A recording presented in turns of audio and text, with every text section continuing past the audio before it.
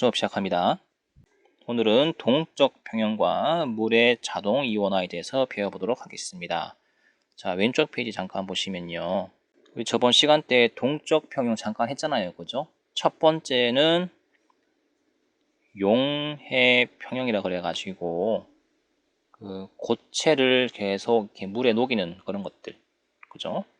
상평형을 배웠는데요. 상평형은 물이 액체 상태에서 기체 상태로 넘어갈 때 밀폐된 공간 안에 그 응축 속도하고 증발 속도가 계속 왔다 갔다 하는 그런 내용을 배웠습니다. 그죠?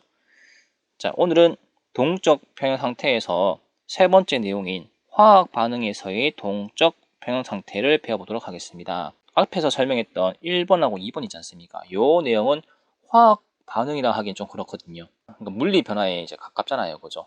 액체가 기체가 되었다가 다시 액체가 되는 거는 화학 변화가 아니잖아, 그지? 특히 한 가지 물질을 가지고 왔다 갔다 하는 거, 그지? 그다음에 용해 평형 같은 경우도 물에 어떤 물체가 녹았지만 증발시키면 다시 그 물체가 남아있잖아, 그지? 그러니까 약간 물리 변화에 가까운 거지. 3번은 그거랑 좀 다른 반응 물질하고 생성 물질이 완전 다른 거. 그런 반응을 다루는 거야. 한번 살펴보겠습니다. 여기 이산화질소하고 사산화 이질소의 왔다 갔다 하는 관계인데요. 한번 보시면 여기 이산화질소 보이시죠? 이산화질소가 색깔이 적갈색인데 밀폐된 용기 안에 가만히 담아두면요. 오른쪽 한번 보십시오. 오른쪽 보시면 가만히 담아두면요. 처음엔 적갈색인데 이제 시간이 흐르고 나서 이 녀석이 뭔가 화학 반응이 일어나거든요. 그러면서 색깔이 갑자기 연한 노란색으로 바뀝니다.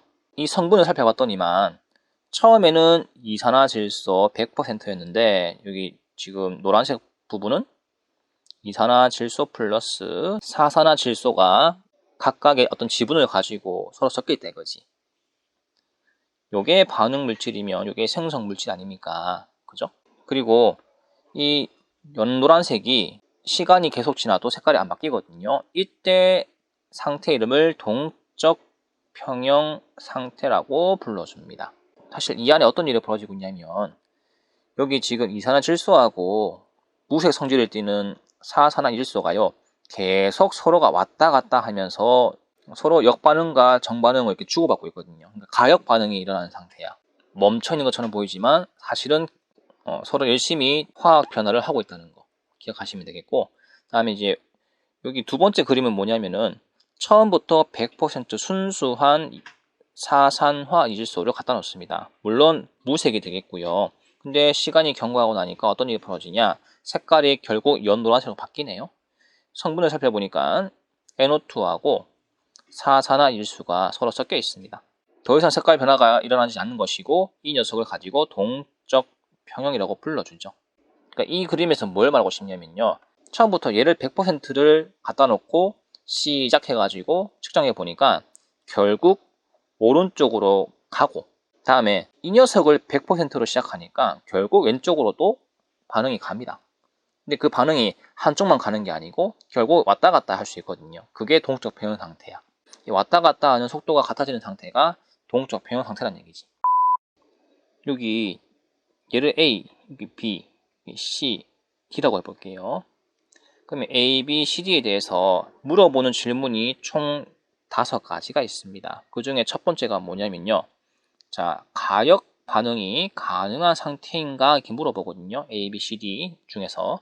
그러면 한번 살펴보면 A 같은 경우는 지금 100% 아니가 이산화질소가. 근데 이 녀석은 지금 생성 물질을 만들 준비가 다 돼 있어요. 이 녀석 같은 경우는요. 현재 이 정반응 속도가 최대가 아니겠습니까? 그죠? 그리고 조금 있으면은 역반응 속도도 증가하겠죠. 그죠? 그러니까 정반응 속도가 역반응 속도에 비해서 클 뿐이지 서로 왔다 갔다 주고받고 있다고 실제로. 그래서 이 녀석이 가역 반응이 가능한 상태가 맞습니다. 이미 준비가 돼 있어요. 다음에 B 같은 경우는 지금 속도가 같은 경우죠. 그죠? 가역 반응이 가능한 상태가 맞습니다. 심지어는 동적 평형 상태 아닙니까? 그죠? 자, C 같은 경우는 오른쪽이 100%인 상태지. 이걸 가만히 놔두면은 왼쪽으로 진행이 되고 좀 더 시간이 지나면 오른쪽으로 진행이 가능한 상태지. 그지? 그래서 C도 오고 갈 수 있는 준비가 다 된 상태야. 동그라미. 그 다음에 시간이 지나고 나면은 정반응과 역반응 속도가 같아지겠지. 그죠? 동적 평형 상태. 동그라미.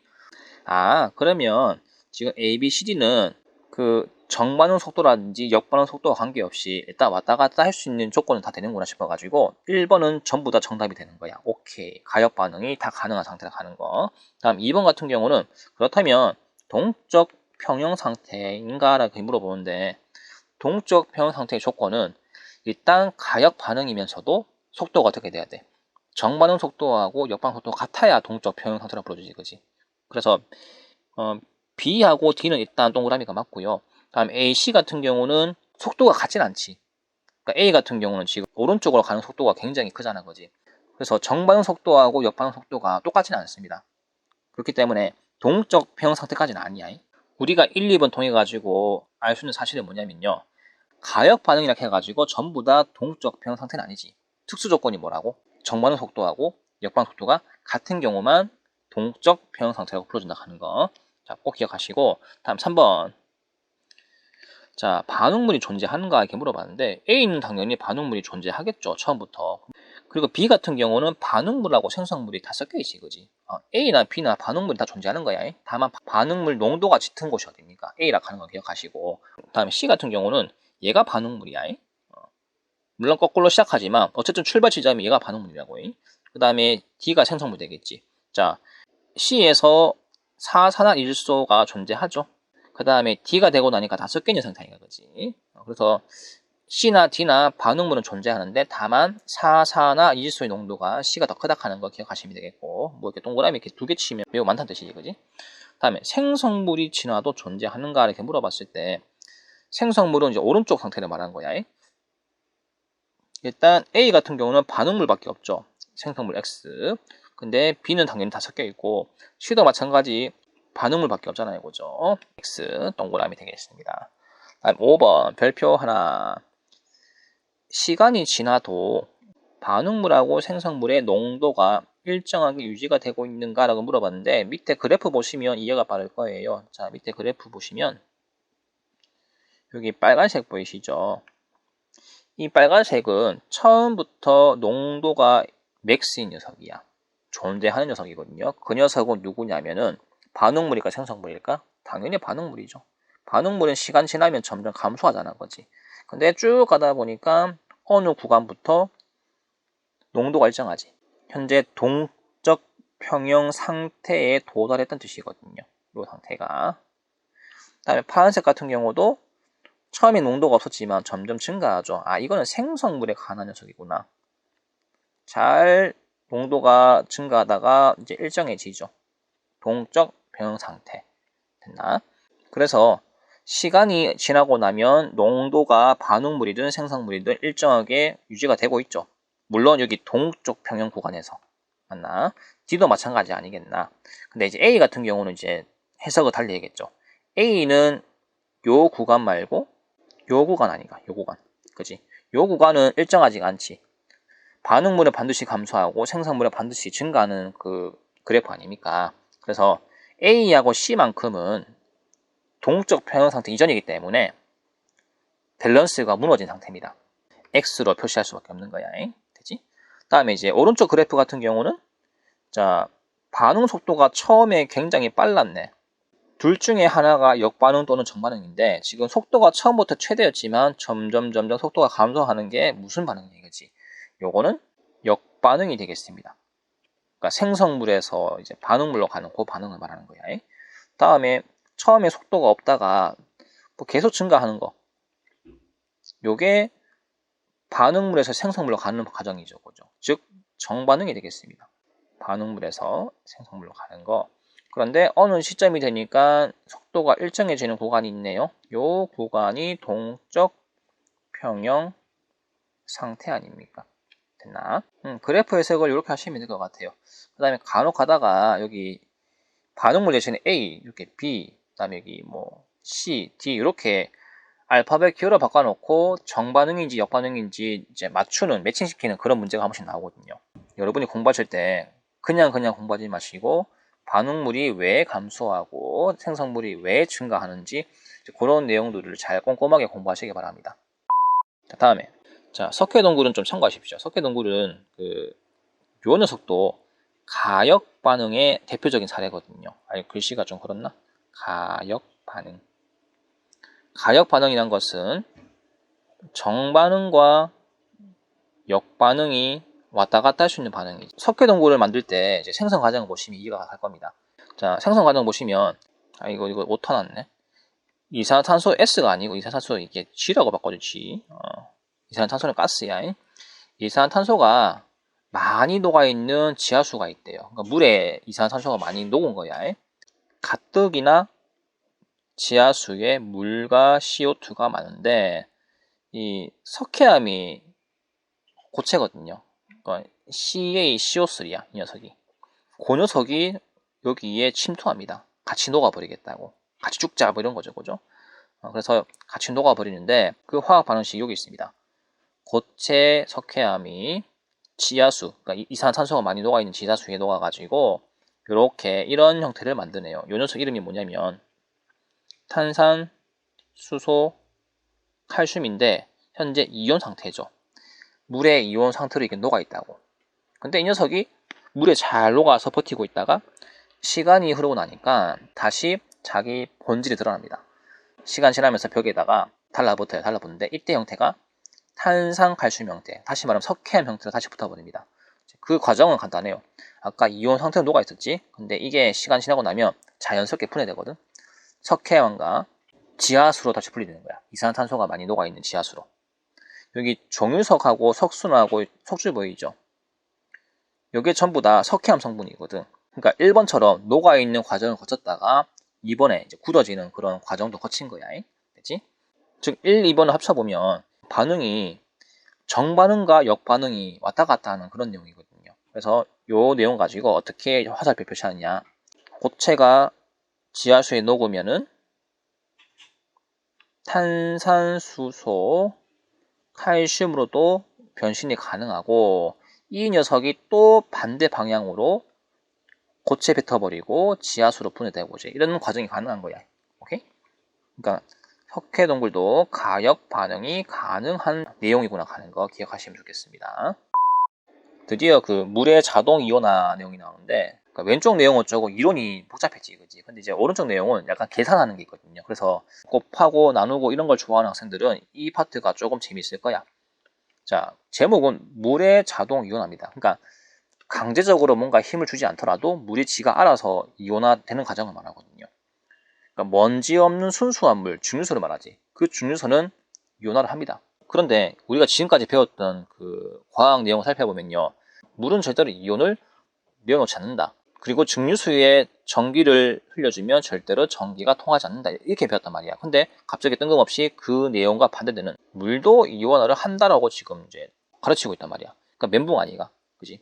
근데 그 내용이 뭔지 자세하게 살펴보자고. 자, 일단 물은 양이온하고 음이온을 내어놓을 수 있는가 이렇게 물어봤을 때 일단 yes라고 답합시다. yes. 근데 다만 누구를 내어놓냐면요. 수소이온과 수산화이온을 내어놓습니다. 당연히 물이 H2O인데 여기서 플러스랑 마이너스랑 분해 가능하거든요. 이론상으로. 그러면 이제 여러분이 좀 실망스러울 거 아니가. 아니 물이 전기가 안 통한다며 왜 이온을 내어놓지? 사실 진짜 하고 싶은 내용은 여기에 있어요. 이온화를 하긴 하지만 단 물 분자 1000만 개 중에서 고작 물 분자 한 개만 H 플러스 한 개하고 OH 마이너스를 내어놓을 수 있습니다. 이 정도면 거의 전기가 안 통할 수준 아니가? 맞지? 내어놓긴 내어놓는데 너무 양이 작은 거야. 납득이 가죠? 자, 요 내용을 한번 물 분자 구조를 통해 가지고 살펴보겠습니다. 여기 H2O, H2O 두 분자가 있어요. 비공유 전자가 이렇게 있잖아요. 그죠? 이 비공유 전자쌍이 누구를 자꾸 꼬시냐면요. 여기 H 보이시죠? H를 자꾸 건드립니다.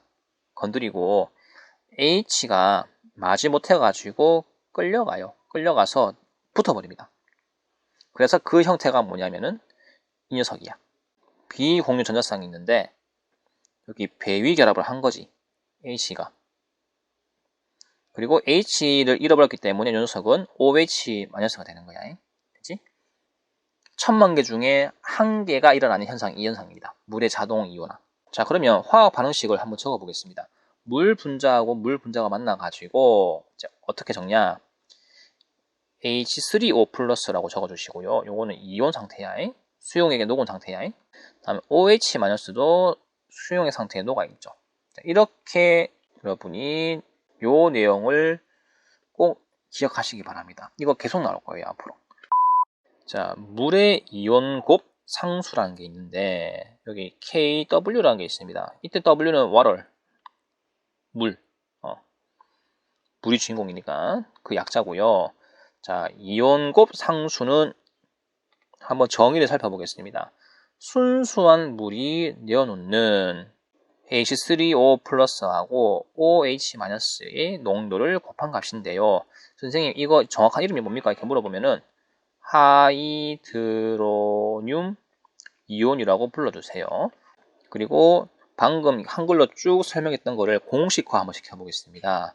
자, 물의 이온곱 상수 KW는 이꼴 해놓고 자, 갈로 H3O 플러스 OH 마이너스 이렇게 해주시면 되겠고요. 다음에 우리 지금 여기 이 갈로 친 거지 않습니까? 이게 반듯반듯 이 갈로. 이 갈로는 참고로 농도를 표시할 때 쓰는 갈로입니다. 이 갈로가 다 의미가 있다고요. 자, 각각의 이온 농도를 곱한 값이 KW인데 일단 KW는 단위가 없고요. 자, 그러면 KW가 온도에 영향을 받거든요. 그 값이 얼마인지 살펴보겠습니다. KW는 일단 우리가 살고 있는 그 지금 실온이 25도라고 했을 때 1 곱하기 10의 마이너스 14제곱입니다. 이게 가장 기준이 되는 값이거든요. 그리고 온도가 떨어지면 KW 값이 낮아지죠. 여기는 1 곱하기 10의 마이너스 15제곱이니까. 그리고 온도가 높아지면 값이 올라갑니다. 아까 KW가 이온 곱한 값이라며. 그러면 온도가 올라가면 올라갈수록 내어놓는 이온의 수가 많아진다는 뜻이야. 농도가 조금 커진다는 뜻이거든요. 당연히 온도가 떨어지면 그만큼 내어놓는 이온의 양이 적다하는 거 기억하시면 되겠습니다. 그러니까 온도에 따라 가지고 이온 개수도 영향받지. 근데 요 앞에 뒤에 내용보다 지금 제가 파란색으로 친 이 부분 있지 않습니까? 이 부분이 대학교 때도 계속 나오거든요. 25도를 기준으로 하는 값이 가장 계산하기 편하다고. 1 곱하기 10의 마이너스 14제곱이야. 얼마나 값이 깔끔해. 자, 그러면 한번 요 도표를 가지고 정리한 내용이 있는데 1번 온도가 높으면 KW는 또는 물의 이온곱 상수는 커지죠. 값이. 즉 하이드로늄 이온하고 OH-의 농도도 커져간다는 뜻입니다. 기억하시고 온도가 25도일 때 KW는 1 곱하기 10의 마이너스 14제곱인데 아까 KW 공식 기억나십니까? KW는 요 농도의 곱이라며요. 그죠? 둘 다 1대1로 내어놓기 때문에 이거를 X의 제곱으로도 표시할 수 있지. 그지? 그럼 X의 제곱이 1 곱하기 10의 마이너스 14제곱이라고 한다면 그럼 X 값이 나오지 않나?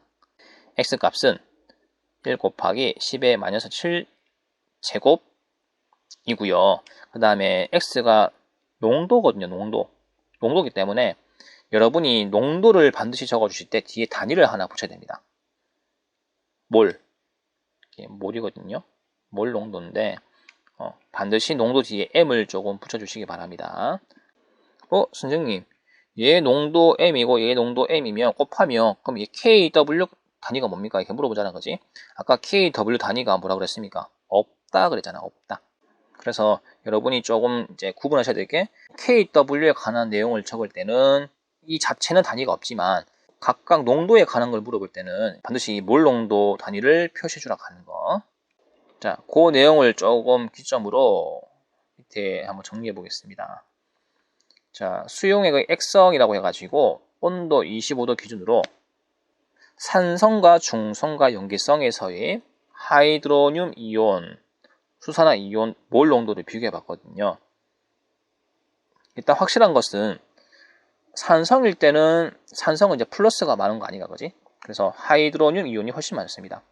그러면 이제 어떤 서열 관계가 정리가 되냐면요. 물이 자동 이온화될 때 하이드로늄 이온하고 OH-가 반드시 나오잖아 그지? 근데 산성에서는 확실히 누가 지배적이냐면요. 여기 양이온이 지배적이에요. 아까 그 1 곱하기 10의 마이너스 7 요거잖아. 요 값이. 요 값은 플러스하고 마이너스가 농도가 쌤일 때 나오는 값이었지. 그러니까 보통 이건 중성에서 나오는 값이거든요. 근데 이미 산성이기 때문에 하이드로늄 이온 같은 경우는 얘보다는 농도가 클 거란 말이야, 훨씬. 반면에 가지지 못한 OH 같은 경우는 작겠죠. 다음에 중성은 둘 다 몰 농도가 같다라고 했는데, 그러면 양이온이든 음이온이든 전부 다 요 값이죠, 그죠? 1 곱하기 10의 마이너스 7제곱. 다음에 염기성 용액에서는 이제 물의 이온화가 되면 어떤 일이 벌어지냐? 확실히 수산화 이온이 훨씬 많습니다.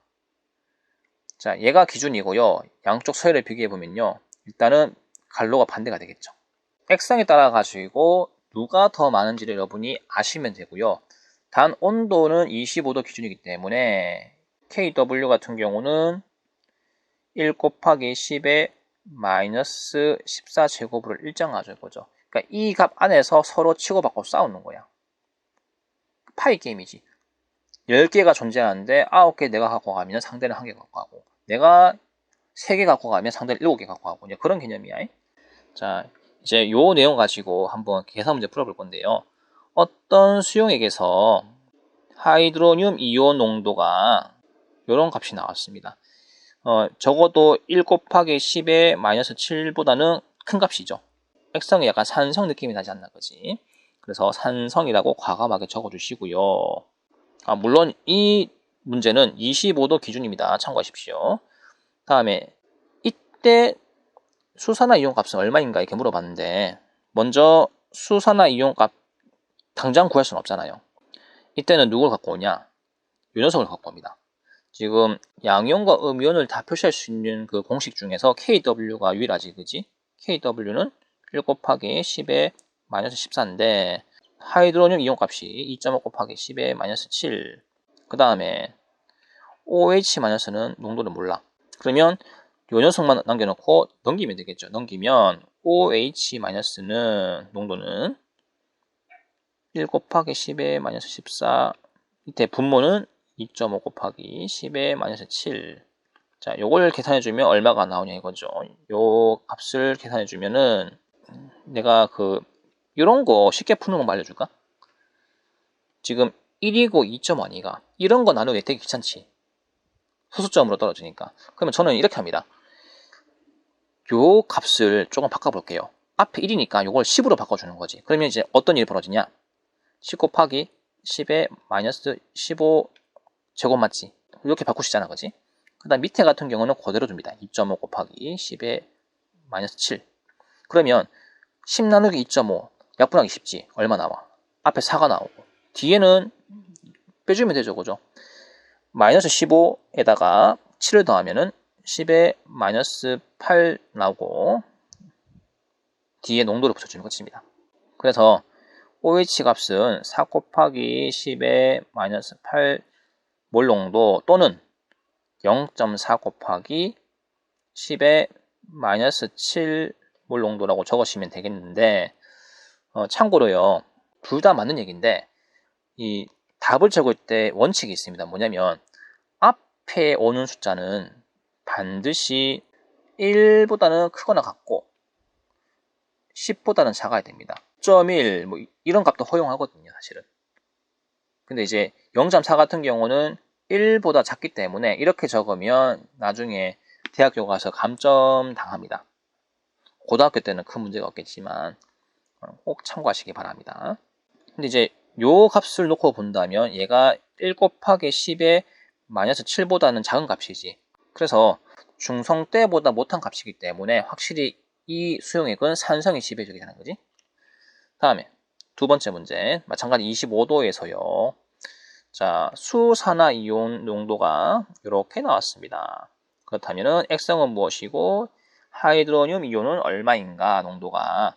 자, 확실히 수산화 이온 값이 1 곱하기 10의 마이너스 7성보다 훨씬 값이 크지 않나, 그지? 그래서 얘는 당연히 염기성이 될 것이고, 굳이 잘 모르더라도 풀이 과정을 통해 가지고 확인할 수 있거든요.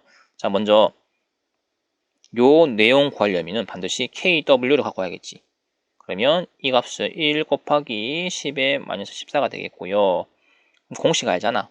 그 농도끼리 곱한 값 5 곱하기 10의 마이너스 3 곱하기 하이드로늄 이온값 이 녀석 빼고 다 넘겨버리면 하이드로늄 이온 농도는 1 곱하기 10의 마이너스 14 나누기 5 곱하기 10의 마이너스 3이 되는데, 자 1하고 5하고 나누기 되게 불편하지, 그지? 그러면 위에를 조금 계산하기 쉽게 어떻게 한다? 10을 빌려와가지고 10 곱하기 10의 마이너스 15, 밑에는 5 곱하기 10의 마이너스 3.